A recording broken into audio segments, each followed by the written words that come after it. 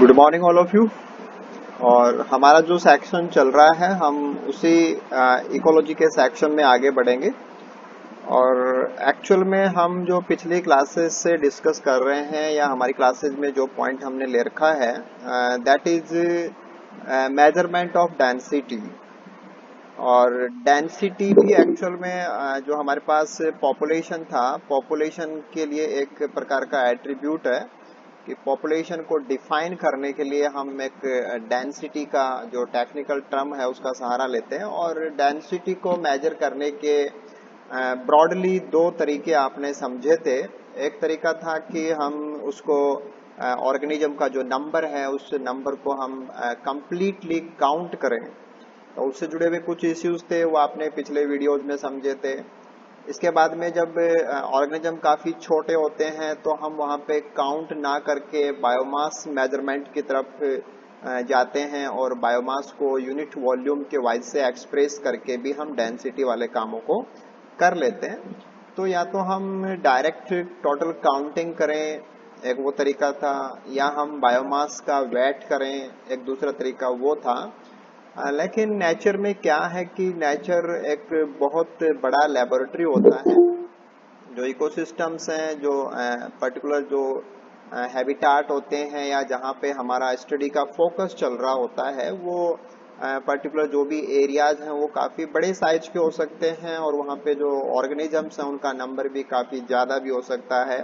तो उनको directly count करने में काफ़ी सारा एनर्जी, काफ़ी सारा टाइम ये सब लगता है। तो उससे बचने के लिए हमने लास्ट वीडियो में ये भी समझा था कि हम वहाँ पे प्रॉपर काउंटिंग ना करके हम सैम्पलिंग वाले तरीके पे जा सकते हैं। तो सैम्पलिंग भी हमारे पास एक तरीका आया था कि हम डेंसिटी के लिए प्रॉपर काउंटिंग या टोटल काउंटिंग ना करके हम सैम्पलिंग कर सकते हैं। और सैम्पलिंग करने का सबसे जो बेसिक तरीका जो आप लोग बीएससी एमएससी क्लासेज में प्रैक्टिकल पॉइंट ऑफ व्यू से भी आप उसको परफॉर्म भी करते हैं और अपने रिकॉर्ड्स में तैयार भी करते हैं, दैट वाज क्वाड्रेट सैम्पलिंग। कि क्वाड्रेट की सहायता से हम सैम्पलिंग करते हैं।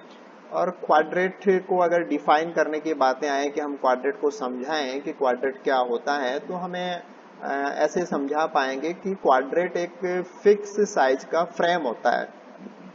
अब ये दूसरी बात है कि हम जहाँ काम कर रहे हैं उस पर्टिकुलर इकोसिस्टम में हमारे क्वाड्रेट की साइज क्या होगी, उस साइज को कैसे निकाला जाता है, उसके लिए हमने पिछली क्लास के अंदर आपके साथ जो एक पर्टिकुलर जो इकोलॉजिकल एस्पेक्ट है जिसको हमने स्पीसीज एरिया कर्व मेथड बोला था। तो स्पीसीज एरिया कर्व मेथड की सहायता से हम किसी भी एरिया के लिए हमारे क्वाड्रेट की साइज क्या होनी चाहिए, ताकि ना तो हमारा एस्टिमेशन हाइपो एस्टिमेशन जैसा हो और ना हमारा एस्टिमेशन हाइपर एस्टिमेशन जैसा हो।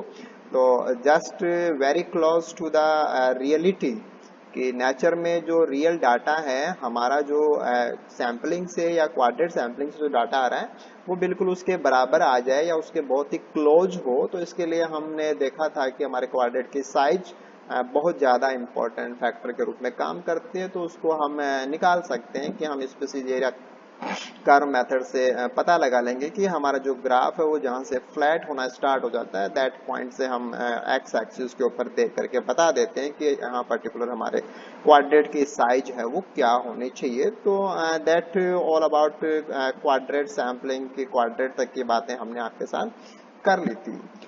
देन इसके बाद में सैम्पलिंग के कुछ और तरीके भी हैं, उनको हम आज की क्लास में लेंगे। तो one more is transact sampling, कि हम ट्रांजैक्ट सैम्पलिंग के ऊपर भी जा सकते हैं। और एक दूसरा तरीका और हम इसके बाद में डिस्कस करेंगे, that is capture mark recapture, या सिंपली उसको कैप्चर रिकैप्चर एक्सपेरिमेंट भी बोलते हैं, या कैप्चर रिकैप्चर जो तरीका है उस तरीके से भी हम नंबर को निकाल सकते हैं। और नंबर जब हमारे पास आ जाता है तो हम डेंसिटी वाले काम कर सकते हैं। तो वेरी फर्स्ट हम बात करते हैं कि what do you mean about transact sampling. की ट्रांजैक्ट सैम्पलिंग से हम क्या समझाना चाह रहे हैं, या हमारा बेसिकली ट्रांजैक्ट से क्या मतलब होता है। सैम्पलिंग को तो देखिए हम जानते हैं, सैम्पलिंग के बारे में तो हमने कल बातें कर ली कि सैम्पलिंग कुछ भी नहीं है, टोटलिटी जो होता है उसका एक प्रकार का छोटा सा प्रपोर्शन होता है जो टोटल के सभी फीचर्स को रिप्रेजेंट कर देता है, दैट इज सैंपल।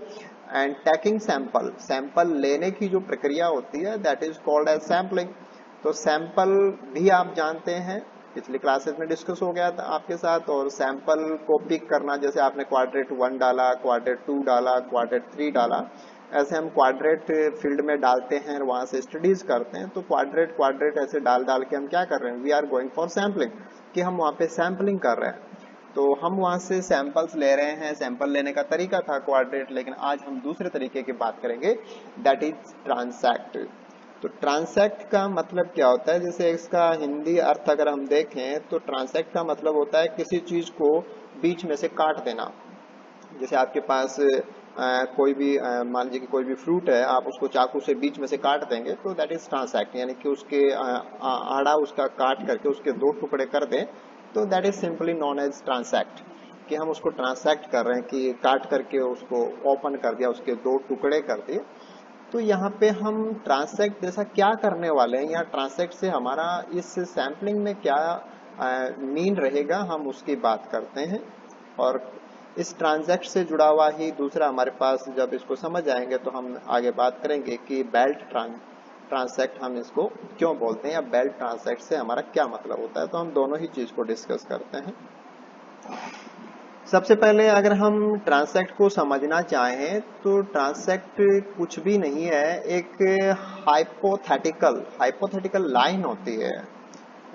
हाइपोथेटिकल का मतलब ऐसी सोची हुई, कि हमने ऐसा सोच लिया है कि ऐसा होगा, this is a hypothetical straight line.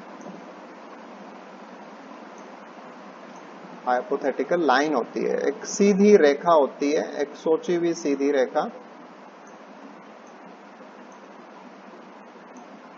जैसे हम ऐसे नीचे वाले डायग्राम को फोकस करें तो हमने सपोज ये हमारे पास एक पर्टिकुलर फॉरेस्ट एरिया है, ठीक है। ये हमारे पास एक फॉरेस्ट एरिया हमने मेजर कर लिया कि हमारे पास एक पर्टिकुलर एरिया है, दैट इज फॉरेस्ट हैबिटाट। तो फॉरेस्ट का एक छोटा सा टुकड़ा हमने एज एन एग्जांपल ले लिया। और अब हम इसमें क्या कर रहे हैं कि हमारे पास एक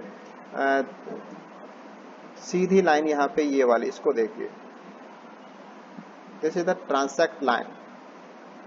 इसको हम क्या बोलेंगे, ये ट्रांसैक्ट लाइन है, दिस इज ट्रांसैक्ट लाइन। हाँ, ये लाइन कितनी लंबी होगी, ये डिपेंड करता है कि हमारा एस्टिमेशन किस प्रकार से हमें करना है, या हमें जरूरत किस हिसाब की, उसके हिसाब से इसका कोई फिक्स लेंथ नहीं होता है। हम अपनी सहूलियत से, और काम कितना आसानी से किया जा सकता है, या डाटा हमारे पास किस प्रकार से आ रहे हैं। जैसे मान लो कि यहाँ पे नंबर ऑफ ऑर्गेनिज्म बहुत कम हो तो हमें ये लाइन लंबी भी लेनी पड़ सकती है, नंबर ऑफ ऑर्गेनिज्म खूब सारा हो तो हम ये लाइन छोटी भी ले सकते हैं। लेकिन बात ये थी कि ट्रांसैक्ट के अंदर हम किसी हाइपोथेटिकल स्ट्रेट लाइन का सहारा लेते हैं, दिस इज ट्रांसैक्ट लाइन। तो ये वाली लाइन जो हमने ली थी, this is a transact line, कि हम हमारे हैबिटाट के अंदर एक सीधी रेखा नाप ले लेते हैं। जैसे यहाँ दूसरे इस डायग्राम के अंदर देखें तो ये जो स्टूडेंट्स यहाँ पे काम कर रहे हैं, इन्होंने ये ट्रांसैक्ट लाइंस डाल रखी हैं। जैसे ये वाले जो ट्रांसैक्ट लाइंस इन्होंने इस प्रकार से ले रखी है। तो ये इंडिविजुअल एक्सपेरिमेंट कर रहे हैं, ये अपने ट्रांसैक्ट के ऊपर काम कर रहे हैं बच्चे, ये इधर वाले बच्चे अपने ट्रांसैक्ट के ऊपर काम कर रहे हैं। But transact is straight line, hypothetical straight line डाली हुई है। और उस हाइपोथेटिकल स्ट्रेट लाइन से और क्या करना होता है कि इस लाइन के आसपास का जो एरिया है, this is the straight line, और इस स्ट्रेट लाइन के दोनों साइड में, इधर और इधर, दोनों साइड में ऑब्जर्व किया जाता है। ऑब्जर्व का मतलब हम ऐसे कर सकते हैं, जैसे ये फॉरेस्ट है तो हम यहाँ से चलना स्टार्ट करेंगे और दोनों साइड में देखते हुए चलते हैं। इधर हमारा ऑर्गेनिज्म, जैसे ये डॉट है, ये मान लीजिए कि हमारा ऑर्गेनिज्म एक्स है, कि हम इसकी पॉपुलेशन या इसकी डेंसिटी निकालने के लिए काम कर रहे हैं। तो ये यहाँ पाया जाता है, लेकिन कहाँ कितना पाया जाता है वो हम नहीं कर रहे, हम ट्रांसैक्ट के हिसाब से देख रहे हैं। तो हमारी लाइन के ऊपर जब हम मूव करेंगे, जब हम इस लाइन के ऊपर मूव करेंगे तो हम दोनों साइड में देखते हुए चलेंगे। और दोनों साइड में हम कितना देखें, जहां तक हमारी नजर जाती है उतना देखें, या कुछ और तरीका हो? नो, वो हम देखेंगे। जैसे यहाँ पे इन्होंने जो तरीका ले रखा है कि फर्स्ट इंडिविजुअल जो मिल गया, जैसे यहाँ पे ये पहला मिल गया, ये पहला जहां तक मिल गया, इन्होंने केवल पहले को लिया है। ऐसे ही इधर दूसरी साइड में देख लीजिए, जो पहला इनको मिल गया उसको इन्होंने काउंट कर लिया, राइट। या हम इसकी जगह पे एक फिक्स दूरी भी ले सकते हैं। सपोज हमने 10 मीटर तक कोई भी आ जाता है, चाहे वो 1 आए, चाहे 5 आए, चाहे 10 आ जाए। हम ऐसा भी ले सकते हैं कि 10 मीटर इधर हो और 10 मीटर इधर हो। बट हम जो भी तरीका लेंगे वो दोनों साइड के लिए यूनिफॉर्म होना चाहिए। अगर आप पहले इंडिविजुअल को काउंट करते हैं, जैसा कि इसने डायग्राम में दे रखा था कि इन जो पहले इनको मिले, आपने केवल उनको काउंट कर लिया।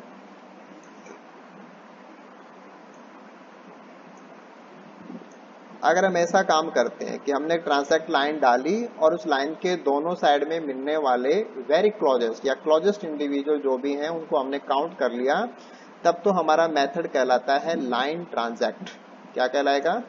Line transact.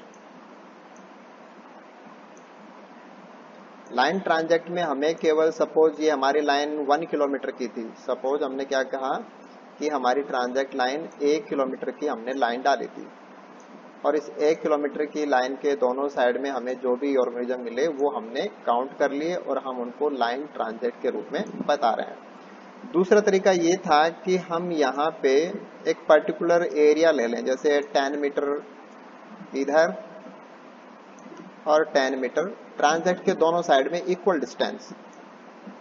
तो इधर का जितना भी 10 मीटर का एरिया आ गया, एंड दिस इज 10 मीटर दूसरी साइड में आ गया। तो एक प्रकार की पट्टी बन गई। ये कितनी बड़ी पट्टी बन गई है? इसकी साइज अगर हम देखें तो इसकी लंबाई तो है 1 किलोमीटर, कि 1 किलोमीटर लंबी, और इसकी चौड़ाई कितनी होगी? लाइन से दोनों साइड में 10-10 मीटर है, तो this is 20 metre.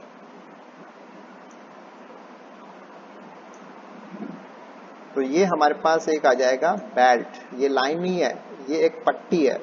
This is called as belt transact.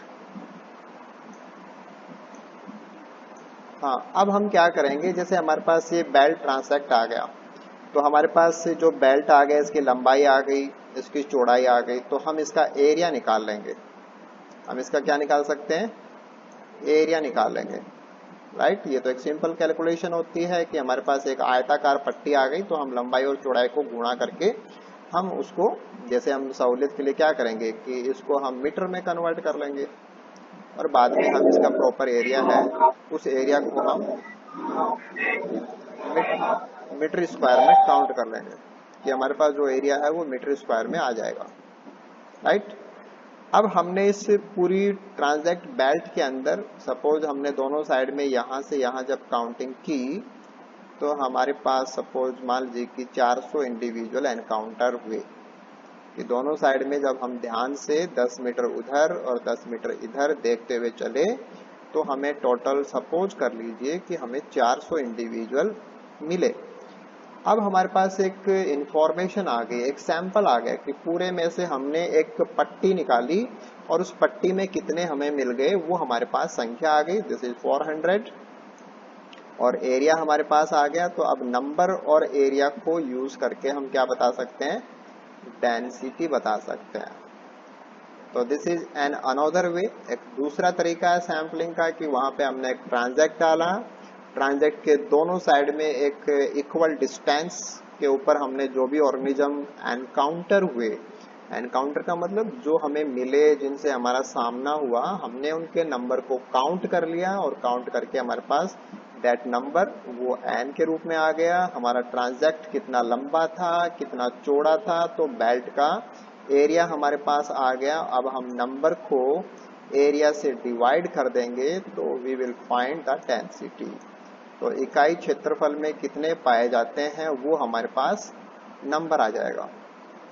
अब ऐसा तो है नहीं कि हम फॉरेस्ट में गए और फॉरेस्ट में हमने केवल एक ट्रांजैक्ट डाला और एक ट्रांजैक्ट डाल करके हमने कह दिया कि हमारी डेंसिटी इतनी आ रही है। तो क्या ये जो डेंसिटी आएगी वो रियल डेंसिटी आएगी? हमने इस फॉरेस्ट में एक ट्रांजैक्ट डाला, ट्रांजैक्ट डाल करके हमने इसकी डेंसिटी निकाल ली। Density suppose this is density 1 D1। तो क्या ये D1 ही यहाँ जो एक्चुअल जो डेंसिटी है क्या उसको रिप्रेजेंट कर देगी, या हमें और भी सैंपल्स लेने की जरूरत है, या हमें और ट्रांजैक्ट लेने की जरूरत है या नहीं जरूरत है?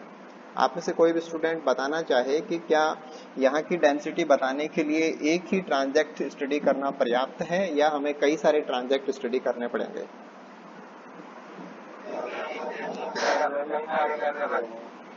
क्यों करने पड़ेंगे? एक करने में क्या नुकसान, एक करने में क्या नुकसान है? कहीं पे डेंसिटी ज्यादा होगी तो हाइपरकी में सर आएगा, हाइपरकी में सर आएगा। अगर सर कहीं पे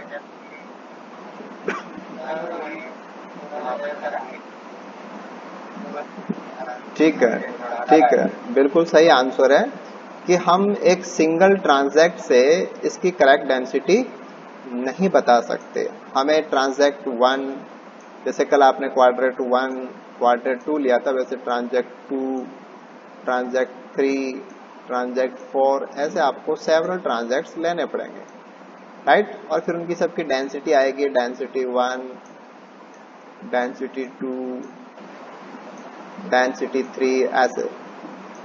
और फिर आपको यहाँ पे इनका एवरेज निकालना पड़ेगा कि एवरेज डेंसिटी क्या आती है, राइट? तो फिर हमारा जो डाटा है वो ज्यादा एप्रोप्रिएट हो जाएगा। जो रियल जो डेंसिटी यहाँ पे नेचर वाइज जो प्राकृतिक रूप से जो पाई जाती है, हमारा एवरेज वैल्यू उसके ज्यादा क्लोज होगा, ना कि इंडिविजुअल। जैसे हम कह दें कि D1 उसके क्लोज होगा, नहीं, इसकी कोई गारंटी नहीं है। ये उसके बिल्कुल बिल्कुल एग्जैक्ट भी हो सकता है और उससे बहुत ज्यादा डेविएशन वाला भी हो सकता है। ऐसे आप कह दें कि D5 होगा, नहीं, हम ऐसा इंडिविजुअल रिजल्ट के लिए नहीं कह सकते। हमें सेवरल ट्रांजैक्ट्स हैं वो वहां पे डालने पड़ेंगे और सेवरल ट्रांजैक्ट्स के वजह से हम उनके जो भी डेंसिटीज हैं उनको टेबलाइज कर लेंगे, और टेबलाइज करने के बाद में हम उनके जो एवरेज हैं उन एवरेज को निकाल करके हम यहाँ की जो डेंसिटी है वो डेंसिटी बता सकते हैं।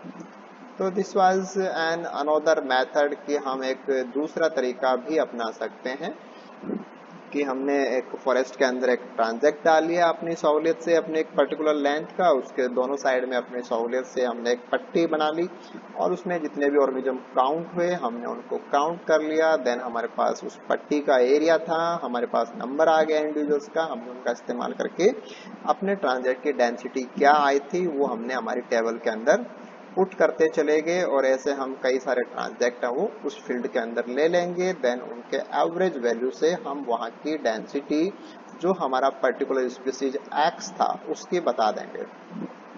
तो दिस वाज एन अनदर एक सिंपल तरीका था कि हम ट्रांजैक्ट के द्वारा भी पर्टिकुलर जो कोई भी हैबिटाट हो, मोस्टली जो बहुत बड़े जो जियोग्राफिकल एरिया में मिलने वाले जो हैबिटाट्स हैं वहाँ लगभग ऐसे काम किए जाते हैं जहाँ पे बहुत बड़ा एरिया अगर रिसर्च के फोकस में हो तो वहाँ पे हम सिंपली इस प्रकार से सैम्पलिंग करके डेंसिटी को मेजर कर सकते हैं। तो this was an another way कि हम ट्रांजैक्ट सैम्पलिंग के ऊपर भी जा सकते हैं। अब ट्रांजैक्ट सैम्पलिंग के बाद में हम एक नेक्स्ट सैम्पलिंग के तरीके पे जाते हैं।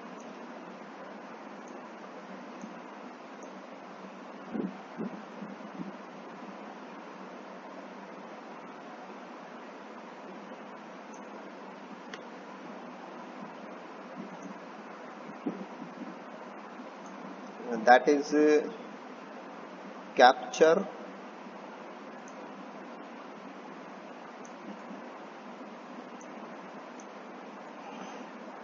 कैप्चर का मतलब पकड़ना होता है,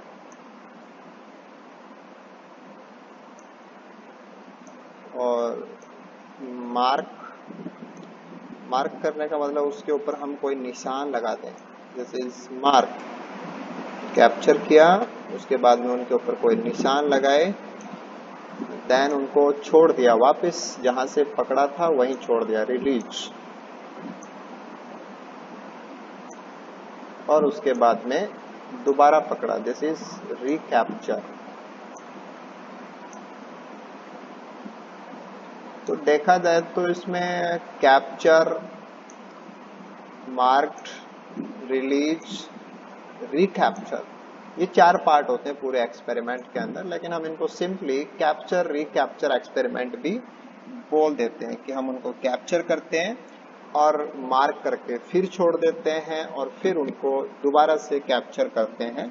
तो वहाँ हम एक प्रकार का सैम्पलिंग ही करते हैं, और ये सैम्पलिंग किस प्रकार से की जाती है, इसके फायदे क्या हैं, और वो सारी बातें हम अभी आपके साथ यहाँ पे करेंगे। और दूसरी इम्पोर्टेंट बात ये है कि जो हमने पीछे बेल्ट ट्रांसैक्ट की बात की थी कि वहाँ पे हम डेंसिटी किस प्रकार से निकालते हैं, तो बेल्ट ट्रांसैक्ट से जुड़े हुए क्वेश्चंस हैं वो भी कॉम्पिटिटिव एग्जाम्स में पूछे जाते हैं। इसी प्रकार से कैप्चर रिकैप्चर एक्सपेरिमेंट से जुड़े हुए जो क्वेश्चंस हैं ये भी जो कॉम्पिटिटिव एग्जाम्स हैं डिफरेंट टाइप्स की, उनमें पूछे जाते हैं। मोस्टली जो कैप्चर रिकैप्चर प्रकार के एक्सपेरिमेंट्स हैं ये डिफरेंट ऑर्गेनिजम्स के लिए किए जा सकते हैं। जैसे मान लीजिए कि आपके पास किसी तालाब में फिशेस की पॉपुलेशन आपको निकालनी है, किसी तालाब में फिशेस की पॉपुलेशन अगर हम पता करनी है तो हम इसे मेथड का सहारा ले सकते हैं। हमें किसी पर्टिकुलर हैबिटाट में मान लीजिए कि फ्रॉग कितने हैं उनका हमें नंबर चाहिए, एस्टिमेट उसका करना हो, तो हम ऐसे मेथड पे जा सकते हैं। जैसे मान लीजिए कि किसी पर्टिकुलर हैबिटाट के अंदर किसी खास बर्ड की पॉपुलेशन क्या है, तो उस बर्ड की पॉपुलेशन को निकालने के लिए हम कैप्चर रिकैप्चर जैसे तरीके हैं उनका इस्तेमाल कर सकते हैं। ऐसे ही किसी पर्टिकुलर इंसेक्ट की पॉपुलेशन अगर हमें मेजर करनी हो तो हम इन तरीकों का इस्तेमाल कर सकते हैं। तो अलग अलग जो ऑर्गेनिजम्स हैं, डिफरेंट टाइप के ऑर्गेनिजम्स, हम उनके लिए कैप्चर रिकैप्चर एक्सपेरिमेंट का इस्तेमाल कर सकते हैं।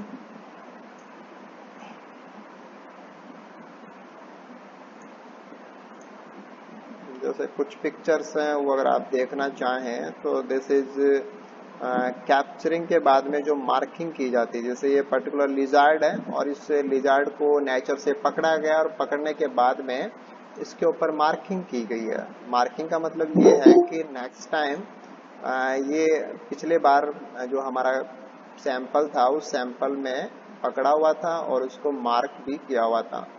तो this is particular way of marking कि हम उनके ऊपर जो पर्टिकुलर नंबर्स हैं या मार्क्स हैं वो लगा सकते हैं। तो मार्किंग ऐसे भी कर सकते हैं, और जैसे कि दूसरा और हम देखें तो दिस इज सेकंड वे कि हम इस प्रकार से भी मार्किंग देख सकते हैं कि जैसे कोई पर्टिकुलर फ्रॉग है और इस फ्रॉग के अंदर मार्किंग है वो की हुई है कि हम देख सकते हैं कि इसकी जो आर्म है इस आर्म के ऊपर मार्किंग की हुई है। तो मार्किंग जैसे हम बर्ड्स के ऊपर देखें तो बर्ड्स की जो टांगे हैं उन टांगों में हम टैग्स लगा दें, है ना। तो ऐसे बहुत सारे तरीके हैं कि हम उनके ऊपर लिख सकते हैं, टैग लगा सकते हैं, बैंड लगा सकते हैं। There are so many types of marking कि मार्किंग हम डिफरेंट डिफरेंट प्रकार से कर सकते हैं। इसका बेसिक क्या है या इस एक्सपेरिमेंट का जो बेस है कि ये किस आधार पे ये डिजाइन है या हमें इसमें एक्चुअल में क्या समझना होता है, हम उसकी बात करते हैं। कैप्चर का मतलब होता है नेचर में से पिक करना। जैसे ये पर्टिकुलर हैबिटाट है, जो भी ऑर्गेनिज्म का हैबिटाट होगा, इस हैबिटाट में से ऑर्गेनिजम्स को उठाना, दिस इज कैप्चर। ये उसका हैबिटाट है कोई भी, और हैबिटाट में से उसको उठाएंगे, दिस इज कैप्चर। और इस कैप्चर को हम हमारे एक्सपेरिमेंट के वाइज से बोल सकते हैं दिस इज कैप्चर 1 कि हमने पहली बार, जैसे मान लीजिए कि हमने यहाँ से 100 मेंढक उठाए, ठीक है, तो हमारे C1 की साइज क्या हो जाएगी 100, कि हमने पहली बार जब हम फील्ड में गए तो हमने उस पर्टिकुलर एरिया से 100 फ्रॉग्स को उठाया। This is size of our first capture कि हमारा पहला कैप्चर 100 फ्रॉग था। अब हम उन 100 फ्रॉग्स को करेंगे मार्क। क्या कर देंगे उनको मार्क, उनके ऊपर हमने मार्किंग कर दी। वी डोंट नो, हमें नहीं पता कि उस पॉन्ड में कितने मेंढक हैं। हम जिस पॉन्ड में से 100 मेंढक निकाल करके उनके ऊपर मार्किंग की है, हमें ये नहीं पता कि हमारे उस पॉन्ड में मेंढक 100 हैं या 1000 हैं या 500 हैं, हमें उनकी संख्या नहीं पता है। संख्या तो हम पता करेंगे इस तरीके से। तो हमने वेरी फास्टली क्या किया, कैप्चर 1, और कैप्चर 1 में हमारे पास सपोज 100 मेंढक आ गए और हमने उन 100 को क्या कर दिया, चिन्हित कर दिया, उनकी मार्किंग कर दी, राइट। और मार्किंग करने के बाद में नेक्स्ट हम क्या करते हैं, इनको वापस उसी पॉन्ड में छोड़ देते हैं, उसी जगह पे इनको वापस रिलीज कर देते हैं। तो this is release, this is release, कि जहां से उठाया था वहीं पे हम इनको वापस से छोड़ रहे हैं, दिस इज रिलीज। तो पहली बार हमने कैप्चर, देन मार्क, और मार्क के बाद में मार्क किए हुए जितने भी थे उनको हमने वापस से उन्हीं के हैबिटाट में रिलीज कर दिया। तो ये तो हमारे पास हो गया पहले सैंपल का काम, कि पहले सैंपल के रूप में हमने 100 उठाए और 100 को मार्क किया, capture, mark and release. This is for sample 1। इस सैंपल 1 में हमने ये किया, सैंपल 1 के दौरान हमने ये काम कर दिया। अब हम नेक्स्ट क्या करेंगे, दोबारा से वहां से सैंपल उठाएंगे। नेक्स्ट टाइम के अंदर हम यहाँ से दोबारा से इनको उठाएंगे। सॉरी, ये जो लाइन थी ये रिलीज के बाद में आएगी लाइन, क्योंकि हम रिलीज कर चुके, रिलीज वाले वही हैं, तो रिलीज वाले भी इसी लाइन के अंदर आ जाएंगे। तो यहाँ तक ये मामला था सैंपल 1 के साथ में। अब हम नेक्स्ट बार सैंपल 2 को यहाँ से निकालेंगे। अगली बार हम क्या करेंगे, वापस यहाँ से एक सैंपल निकालेंगे। इस सैंपल में हमारे पास 50 मेंढक भी आ सकते हैं, कोई जरूरी नहीं कि हम पहली बार 100 कैप्चर किए थे तो अब भी हम 100 कैप्चर करें, कोई जरूरी नहीं है। यहाँ पे अगला सैंपल जैसे C2 कैप्चर 2 है, ये कैप्चर 2 हमारा 50 का भी हो सकता है और ये 80 का भी हो सकता है, ये 100 का भी हो सकता है, 120 का भी हो सकता है।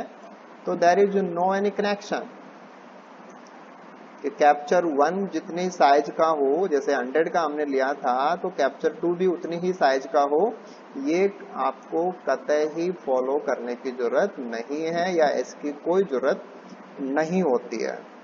अब सपोज हमारे पास जो कैप्चर सेकंड था दैट इज 80, कि हमारे पास कितने थे, दूसरी बार हमने वहां से 80 मेंढक कैप्चर किए। कैप्चर का मतलब हम इसको ज्यादा सही बोलें तो दिस इज रिकैप्चर, या सैंपल 2 में हमने वहां से दोबारा से जो कैप्चर किए वो है रिकैप्चर। अब इस रिकैप्चर के अंदर 2 प्रकार के ऑर्गेनिज्म होंगे। जो हमारा 80 है उसमें 2 प्रकार के मेंढक हमें मिलेंगे। एक तो वो मिलेंगे जिनके ऊपर मार्क किया हुआ है, जो हमने पिछली बार छोड़े थे 100 मेंढक निशान लगा करके, हो सकता है उनमें से कुछ मेंढक निशान लगे हुए यहाँ पे आ जाएं, और कुछ ऐसे होते हैं जो मार्क किए हुए नहीं है, अनमार्क्ड है, दे हैव नो मार्क। तो राइट, क्योंकि हमने पहले निशान लगा करके वहां छोड़ दिए थे तो डेफिनेटली वो मेंढक वहीं पे हैं और हमारे दूसरे सैंपल में वो आ भी सकते हैं। तो कुछ मेंढक हमारे पास कैसे आएंगे, मार्क किए हुए, और बाकी कैसे होंगे, अनमार्क किए हुए, राइट। तो अब तक हम जो काम इसमें किया हमने, वहां पे हमने क्या किया, कैप्चर कर लिए, उनको मार्क कर दिया, रिलीज कर दिया, और उसके बाद में दोबारा से कैप्चरिंग करी, रिकैप्चरिंग की, और रिकैप्चरिंग के दोनों पार्ट्स को हमने काउंट कर लिया। रिकैप्चरिंग के दोनों पार्ट्स को हमने क्या कर लिया, काउंट कर लिया। काउंट कर लिया कि मान लीजिए कि हमारे पास जो मार्क किए हुए हैं वो तो आ गए 30, और बिना मार्क किए हुए हैं वो आ गए 50। क्योंकि टोटल हमने 80 को दोबारा से पकड़ा था और 80 में 30 ऐसे हैं जिनके ऊपर मार्क है और 50 ऐसे हैं जिनके ऊपर मार्क नहीं है। तो ये हमारा वर्क हो गया। एक प्रकार से हमने जो फील्ड वर्क है या जो नेचर में हमें पर्टिकुलर हैबिटाट में जाकर के जो एक्सपेरिमेंट करना था उसका एक्सपेरिमेंटल वर्क हमने इस प्रकार से कर दिया। अब हम जाएंगे कैलकुलेशन के लिए कि हम कैलकुलेट कैसे करें, क्योंकि हमें ये नहीं पता कि यहाँ पे कितने मेंढक हैं, हमें उनकी संख्या चाहिए, तो हमें इसको कैलकुलेट करना पड़ेगा। तो कैलकुलेशन पे हम जाएंगे। कैलकुलेशन करने के लिए हमारे पास एक पर्टिकुलर फॉर्मूला होता है, हम उस पर्टिकुलर कैलकुलेशन फॉर्मूला को फॉलो करेंगे। वो फॉर्मूला क्या होता है? This is N, N is total size. N क्या है? Total size. अभी मैं लिख देता हूं इसके साथ में, this is total, capital N for total population. और हमारा यहाँ पे क्या है? पर्टिकुलर फ्रॉग है, तो उस फ्रॉग की टोटल पॉपुलेशन क्या है? This is denoted by capital N. ठीक है, ये कैपिटल एन किसके बराबर होगा? This is equal to N2, N2 divided by M2 into N1। अब इनके क्या मतलब है? N2 का मतलब है साइज ऑफ कैप्चर 2, कैप्चर 2 बोल सकते हैं, या हम इसको सैंपल 2 भी बोल सकते हैं, कि हमने दूसरी बार में जो पकड़े टोटल कैप्चर। जैसे यहाँ पे ये नंबर क्या आएगा? दिस विल बी 80, कि हमने दूसरी बार में कितने पकड़े थे? 80 पकड़े थे। तो this 80 is equal to N2, कि दूसरी बार में हमारे सैंपल की साइज कितनी थी? 80 मेंढक थे। और ये ऐसे ही पहला कैप्चर है, दिस इज कैप्चर 1 और सैंपल 1। तो दिस विल कितना था हमारे पास? दिस वाज 100, क्योंकि हमने पहली बार 100 पकड़े थे। तो N2, this is the sample 2, size of sample 2। N1, this is the size of sample 1। And M2 क्या है? M2 है मार्क्ड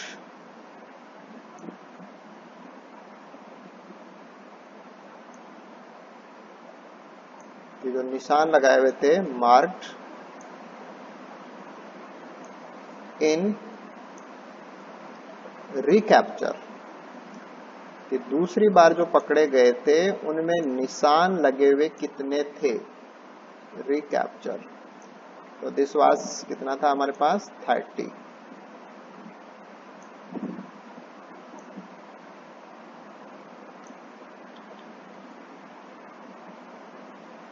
दिस वाज 30। तो अब हम पुट कर सकते हैं। पुट कैसे करेंगे? हमारे N2 की साइज है 80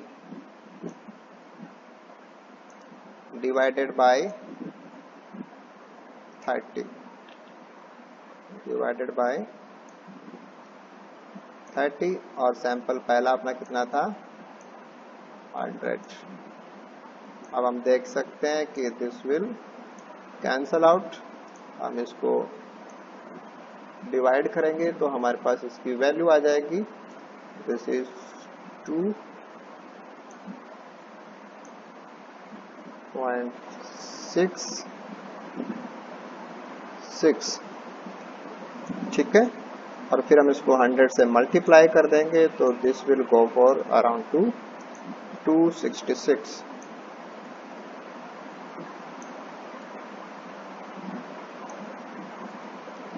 तो अब हम कह सकते हैं, कैलकुलेट करने के बाद हम कह सकते हैं कि हमने जिस पॉन्ड से ये एक्सपेरिमेंट परफॉर्म किया उस पॉन्ड में टोटल मेंढकों की जो संख्या है, this is total number denoted by capital N, this is capital N. तो उस पॉन्ड के अंदर टोटल जो फ्रॉक्स हैं उनका नंबर कितना आ गया हमारे पास, 266। तो ऐसे हम किसी फिश के लिए कर सकते हैं, ऐसे हम किसी फिश के लिए कर सकते हैं, किसी बर्ड के लिए कर सकते हैं, किसी भी ऑर्गेनिज्म के लिए हम कर सकते हैं। बट हमें क्या चाहिए, हमें चाहिए N2, N1 and M2, right. अगर आपका कॉम्पिटिटिव एग्जाम जो चल रहा है उसमें क्वेश्चन का जो आंसर है वो 266 भी है और 267 भी है, तो ज्यादा सही कौन सा है, ज्यादा करेक्ट कौन सा है?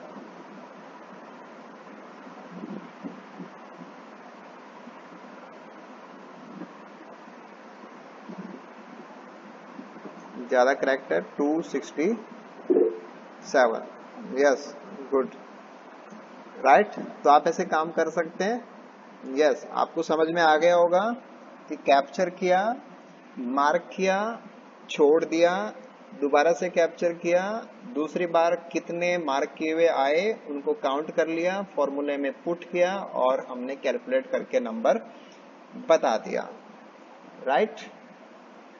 तो अब आप अपना नोटबुक और पेन लेकर के एक छोटा सा कैलकुलेशन है वो कीजिए और बताइए कि साइज क्या है। क्वेश्चन सुन लीजिए, साथ में देखते रहेंगे तो साथ में समझ जाएंगे कि हमारे पास जो एक पर्टिकुलर पॉन्ड है और उस पॉन्ड के अंदर कुछ फिशेज पाई जाती हैं।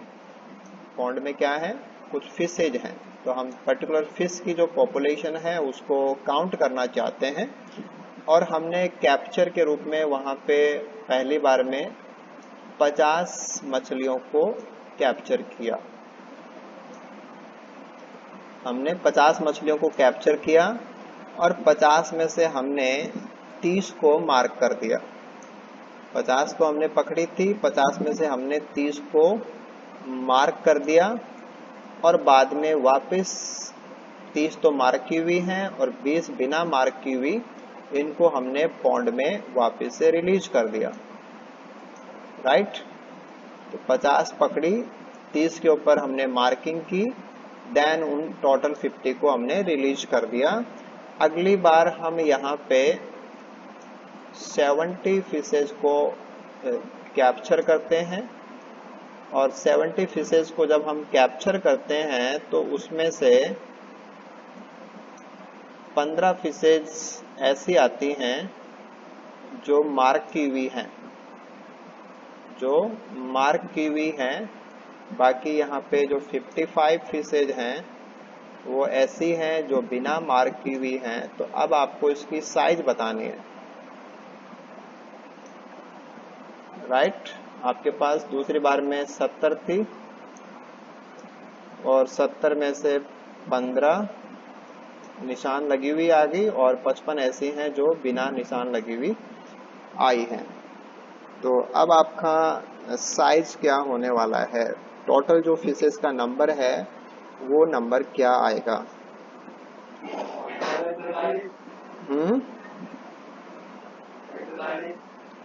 दोबारा देख लीजिए, दोबारा देख लीजिए, हो सकता है कहीं गलती कर रहे होंगे आप।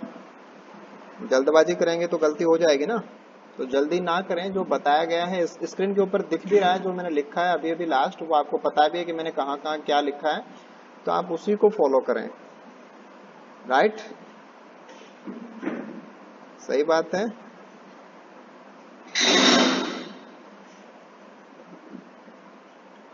तो कैलकुलेट कीजिए जरा, कितना नंबर आ रहा है? आंसर क्या दे रहे हो आप लोग? एक तो 267, एक 140। राइट आंसर क्या है?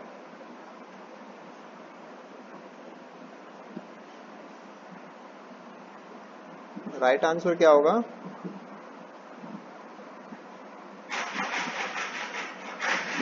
राइट आंसर आएगा 140।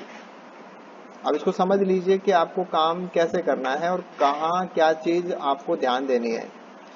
क्वेश्चन, हाँ बोलिए। दोबारा बोलो। यानी कि अभी मछलियां कम हो गई। अच्छा अभी 140 है, ठीक है ठीक है। ठीक है। ओके ओके, मैं समझ गया समझ गया। राइट। देखो, बात ऐसी है कि पहली बार में आपने 50 कैप्चर किए थे ना, तो आपको N1 50 लेना है या नहीं लेना, ये बताइए पहले तो। क्या आपको ये 50 लेना है? No sir. नो, बिल्कुल राइट बात। तो आपको क्या लेना है? 30 लेना है इसको। क्या लेना है? 30। यस। तो यही बात इसमें हल्की सी मैंने डाली थी कि जो आपको समझ में आनी चाहिए थी। तो 30 और N2 आपके पास कितना है? 70। तो दिस विल गो फॉर 2100, कि जब आप N2 को N1 से गुणा कर देंगे तो ये नंबर हो जाएगा 2100। अब आपके पास निशान लगे हुए कितने आए थे? ओनली 15। तो जब आप इसको सॉल्व करेंगे तो नंबर आएगा 140। तो it is very simple. It is very simple. आप एक सिंपल सा फॉर्मूला है, अगर वो आपको याद रहता है तो आप उसमें इस नंबर को डालिए। आपको पता है, करना कुछ नहीं था, केवल आपको ध्यान देना है कि पहली बार निशान लगे हुए कितने छोड़े थे, ना कि टोटल कितने छोड़े थे। समझ रहे हैं बात को? मैंने इसमें क्या इसमें चेंज किया था। पहली बार हमने छोड़े तो थे, लेकिन कितने छोड़े थे? हमने तो 50 छोड़े थे, लेकिन 50 हमारे काम का नहीं है। हाँ, 50 के ऊपर निशान लग जाते तो वो 50 हमारे काम के हो जाते। हमारे काम के हैं कि पहली बार जो रिलीज किए गए उनमें निशान लगे हुए कितने हैं। तो दैट इज N1। दूसरी बार हमने कितने कैप्चर किए? N2। और अब N2 में निशान लगे हुए कितने आ गए? That is M2। राइट। और जब हम इनको फॉलो करके कैलकुलेट करेंगे तो हम पर्टिकुलर जो भी हमारा ऑर्गेनिज्म है उसका टोटल पॉपुलेशन साइज हम यहाँ पे बता सकते हैं। तो ये दो मेथड्स हमने डिस्कस किए। एक आपके पास था ट्रांजैक्ट के थ्रू कि हम किस प्रकार से कर सकते हैं, दूसरा हमने देखा कि हम कैप्चर रिकैप्चर मेथड को किस प्रकार से काम में ले सकते हैं। हालांकि इस कैप्चर रिकैप्चर मेथड का एक दूसरा नाम भी है, वो मैं यहाँ पे टाइप कर देता हूँ ताकि आप उसको भी समझ जाएं कि वो नाम क्या होता है। This is Lincoln Petersen method. तो कैप्चर रिकैप्चर मेथड के नाम से ही ये ज्यादा जाना जाता है। हालांकि इसका दूसरा जो नाम है this is Lincoln Petersen method. ये मेथड भी हम इसी के लिए बोलते हैं, बट जो आपके कंप्यूटर एग्जाम्स वगैरह हैं जहां भी आपको इक्वेशन सॉल्व करने होते हैं वहां पे कैप्चर रिकैप्चर का ही मेंशन होता है, और आप इन क्वेश्चन को देखते ही समझ भी जाते हैं और समझ के आराम से कर भी देते हैं। आप में से कोई बता सकता है कि अगर हम एग्जाम के अंदर ये फॉर्मूला भूल जाएं, सपोज हमें ये फॉर्मूला याद ना आए, तो क्या हम बिना फॉर्मूले के भी बता सकते हैं? क्या कोई तरीका है बिना फॉर्मूले के बताने का? मान लीजिए कि आपने अभी तो याद कर लिया, ये फॉर्मूला आपको याद भी हो गया, बट एग्जाम में तो आप बहुत सारी तैयारी करते हैं, तो हो सकता है कि आपके दिमाग में है तो सही लेकिन करेक्ट नहीं है, डाउट लग रहा है आपको, तो अब आप क्या करेंगे?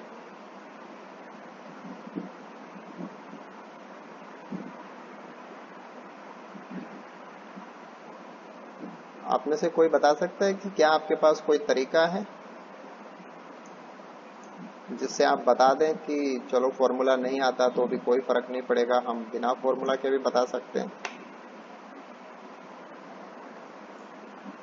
बता सकते हैं?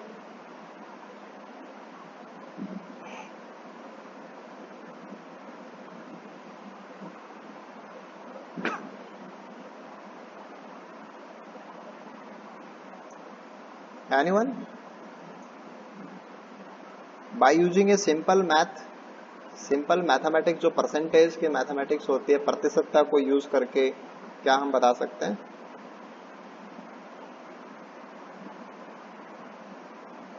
1 सेकेंड। हाँ जी मैडम। हाँ जी मैडम, नमस्ते। जी जी जी जी हाँ। हाँ हाँ, मेरे पास है मैडम। मैं कंप्यूटर लैब में हूँ। मेरी अभी क्लास चल रही है मैडम एक्चुअल में। आप भेज दीजिए।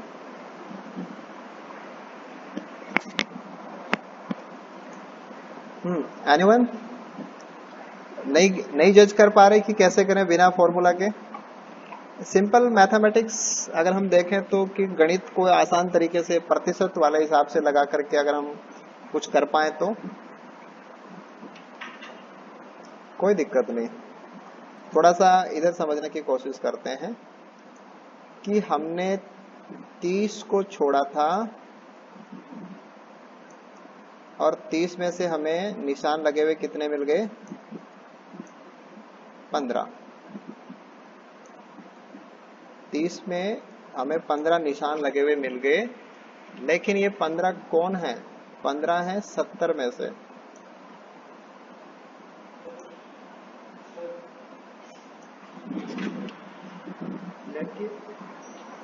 ठीक है, तो 70 में से 15 वो मिल गए जो हमने निशान लगा करके छोड़े थे, उसका आधा है, उसका हाफ।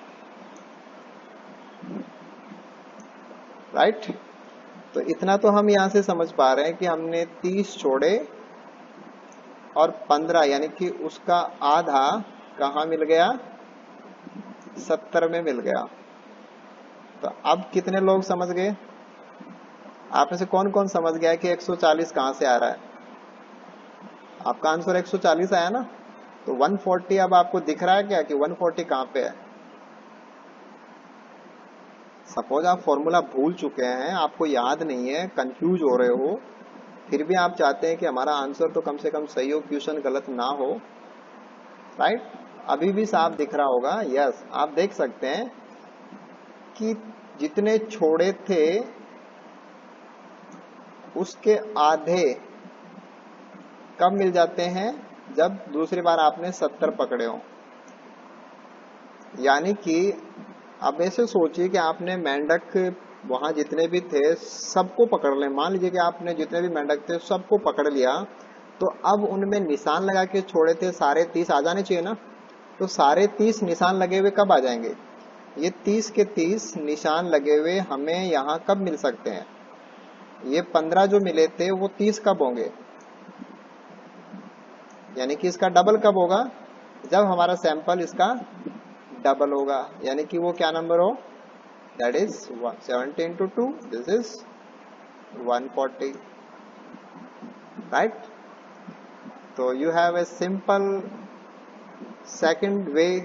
ये एक दूसरा तरीका भी है कि कोई बात नहीं, फॉर्मूला भूल गए, नो प्रॉब्लम, पैनिक होने की जरूरत नहीं है, घबराने की जरूरत नहीं है। आप आराम से देख लीजिए कि अब आपको कितने मिले, आपने छोड़े उसके कितने परसेंट हैं। मान लीजिए कि आधे हैं, मान लीजिए कि 30% होते, तो अब आपको क्या चाहिए? उसका डबल और चाहिए।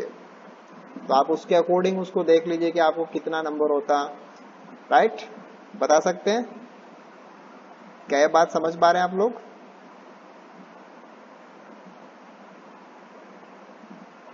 शिवानी क्लियर हुआ?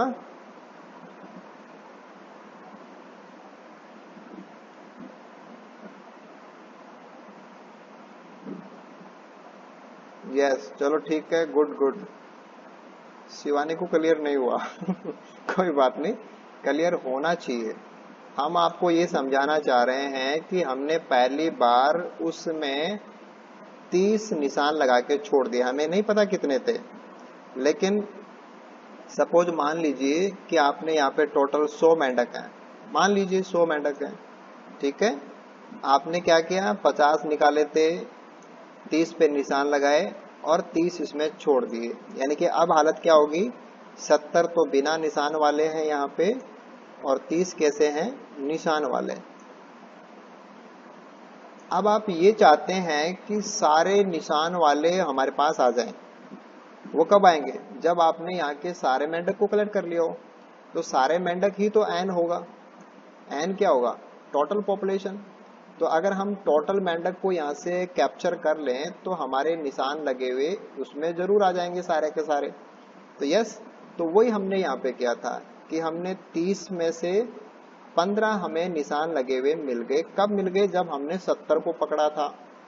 तो 30 के 30 हमें कब मिल सकते हैं, जब हम जितने पकड़े थे 70 उसके डबल पकड़े, क्योंकि यहाँ पे 15 पकड़े,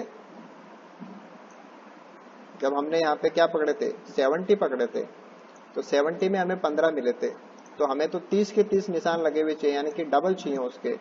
तो हमारा सैंपल 2 कितना होना चाहिए, दिस इज कैप्चर 2। तो कैप्चर 2 को भी हमें क्या करना पड़ेगा, 2 से मल्टीप्लाई करना पड़ेगा, तो दिस इज 140।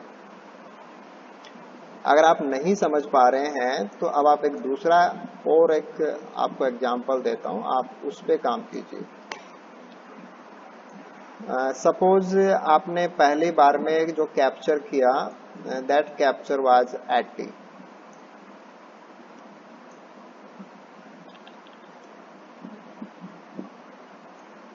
कि आपने 80 को पहली बार में कैप्चर किया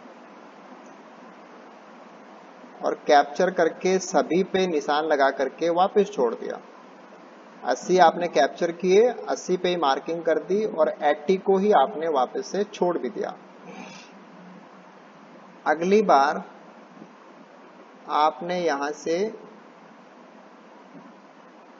फिर 80 कैप्चर किए, कर सकते हैं, कोई दिक्कत नहीं है, हम इससे कम भी कर सकते थे, इससे बड़े भी कर सकते हैं। हमने अगली बार 80 को रिकैप्चर किया। अब इस 80 में से हमें 20 वो मिल गए जो मार्क्ड हैं। वो कैसे हैं, मार्क किए हुए हैं, राइट। तो अब भी हम बता सकते हैं। और अब फॉर्मूला लगा रहे हो या बिना फॉर्मूले के बता रहे हो, बिना फॉर्मूले के। तो अब आप देख सकते हो, कैसे देखें, जैसे हमने 80 छोड़े थे, हमने 80 दोबारा से कैप्चर किए, हमें 80 में कितना मिलता है, 80 में हमने छोड़ा था उसका 1/4 ही मिल रहा है, 20 क्या है उसका 1/4 ही मिल रहा है। तो हम 1/4 को टोटल में कन्वर्ट करें तो क्या करना पड़ेगा गुणा 4 से करना पड़ेगा। तो अब हमारे क्या आ जाएंगे, टोटल आ जाएंगे। टोटल 80 हमें कब मिलेंगे, जब हम इसको 4 से गुणा करते हैं, यानी कि इसका 4 गुना सैंपल हम लें। This is 320। तो चाहे तो आप फॉर्मूला याद कर लें और ना याद रहे तो आप सिंपली कैलकुलेट भी कर सकते हैं। You have both ways. तो बेटर तो क्या है कि आपके पास फॉर्मूला याद हो, क्योंकि छोटे बच्चे हैं तो छोटे बच्चों को चीजें याद रह जाती हैं, उनके मेमोरी के अंदर ये बातें आराम से चलती भी हैं। तो आप उनको रिमेम्बर रखें फॉर्मूला को, फॉर्मूला में क्या है, कहाँ कैसे है। नीचे M2 लेना होता है तो N1 N2 ऊपर आते हैं, ये और भी सिंपल हो जाएगा। मार्क किए हुए कितने मिले वो बटा के नीचे लिखना होता है, दैट्स वेरी सिंपल। तो ये एक तरीका और था कि हम कैप्चर रिकैप्चर एक्सपेरिमेंट से भी पॉपुलेशन की साइज है उसको मेजर कर सकते हैं। तो आई होप आपको इसमें कोई डाउट नहीं होना चाहिए। तो बेसिकली पिछली क्लास और इस क्लास को अगर हम कंबाइन करके देखें तो सैम्पलिंग को लेकर के या जो ऑर्गेनिजम्स हैं उनका नंबर निकालने के पॉइंट ऑफ व्यू से आपने 3 प्रकार के, तो क्वाड्रेट सैम्पलिंग की बात कर ली, दूसरा आपने ट्रांजैक्ट सैम्पलिंग की बात कर ली, and third one is the capture recapture experiment. तो आप इससे भी काम कर सकते हैं। तो ये तीनों ही तरीके आपके क्लियर हो जाने चाहिए। आई होप ये आपके क्लियर हो भी गए होंगे। तो okay then, thank you so much.